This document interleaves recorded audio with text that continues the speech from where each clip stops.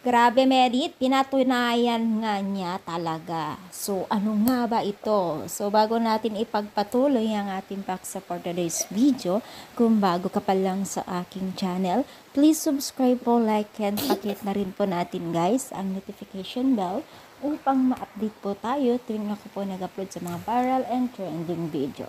So, alam niyo ba guys na itong si Merit ay tila pinatunayan na niya ang kanyang o ang sabi-sabi po ng mga netizens na mataas na daw ang kanyang tingin sa sarili.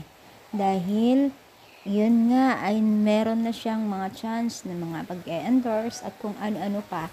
No? Pero guys, pinatunayan ni Medit na ganun pa rin kung ano yung mga hanap buhay nila dati, ay ganun pa rin po ang ating nakikita after niya magaling sa school ay talagang pinupuntahan niya ang kanyang magulang o kapatid kung saan ay naglalako sila ng mga ulam, dessert at iba pa.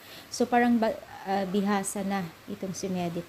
Alam niyo ba guys na napakaganda rin na i-encourage ng mga anak natin habang bata pa sila, habang naglalakihan sila, ay encourage natin sa pagnenegosyo, pagtitinda dahil yan po ay walang masama. Alam ko, yan ay madadala nila hanggang pagtanda nila at baga hindi na sila nahihiya sa mga ganyan lakaran. So, ibig sabihin ay may tendency sila na magkaroon ng chance sa maging mag-diskarte sa bawat isa or sa kanila, no? Parang kumbaga hindi sila yung maninibago pag wala yung mga magulang nila, pag wala ng mga income, so gumagawa ng mga paraan ng mga ganitong klaseng kabataan ng pagkakitaan, gaya na lamang itong si Medit. So napatunayan niya na hindi po talaga